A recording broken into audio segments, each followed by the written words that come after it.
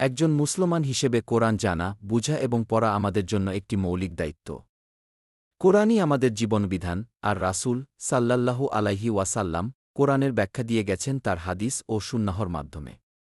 সুতরাং যদি কেউ নিজেকে মুসলিম বলে অথচ কোরআন পড়তে জানে না, বুঝে না, কিংবা এর নির্দেশনা অনুযায়ী জীবন পরিচালনা করে না, তাহলে তার অবস্থান খুব দুর্বল। কেন এটা গুরুত্বপূর্ণ? কোরআন জানা ও পড়া ফরজে আইন, ব্যক্তিগত দায়িত্ব। আল্লাহ বলেন, এটা এক বরকতময় কিতাব যা আমি তোমার প্রতি নাজিল করেছি, যেন তারা এর আয়াতসমূহ নিয়ে চিন্তা করে। সূরা সাদ আয়াত ২৯। জীবনের পথনির্দেশ। কোরআন ছাড়া মুসলমান জীবন অন্ধকারে।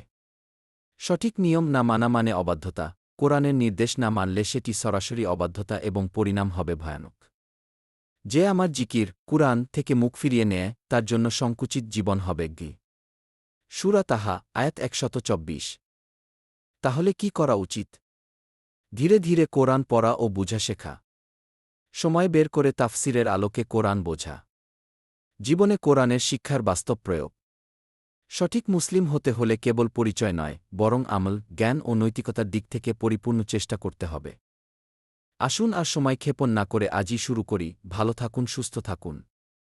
শেয়ার দিয়ে ধর্মীয় কাজে অন্যকে জানার সুযোগ করে দিন এবং অসংখ্য সোয়াবের শরিক হন। ধন্যবাদ।